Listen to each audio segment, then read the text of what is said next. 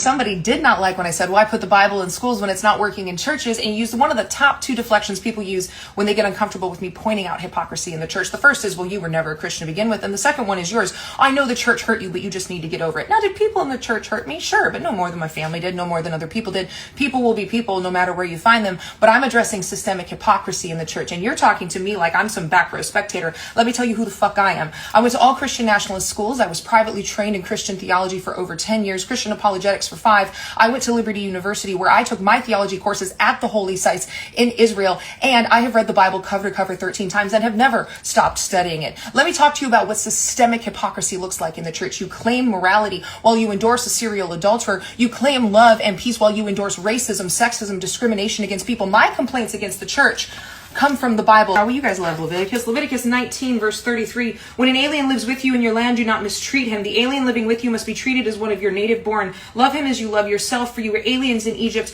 I am the Lord your God. Let's go over to Exodus 22, verses 21. Do not mistreat the alien or oppress him, for you were once aliens in Egypt. Let's jump over to Zechariah. Have you read Zechariah? We're going to go to Zechariah 7, verse 9, where it says, this is what the Lord God Almighty says, administer true justice, show mercy and compassion to one another. Do not oppress the widow or the fatherless or the foreigner and the poor. Let's go to Proverbs 31, verse 8, shall we? Speak up for those who cannot speak for themselves, for the rights of all of those who are destitute. Speak up and judge fairly. Defend the rights of the poor and the needy. Isaiah 1, verse 17. You see all that right there? 1, verse 17, it says, learn to do right, seek justice, encourage the oppressed, defend the cause of the fatherless, and plead the case of the widow. Let's go to James really quick. James 2, verse 5 says, listen to me, my dear brothers. Has God not chosen those who are poor in the eyes of the world to be rich in the faith and to inherit the kingdom he promised to those who love him? But you have insulted the poor. Is it not the rich who are exploiting you? Are they not the ones dragging you into court?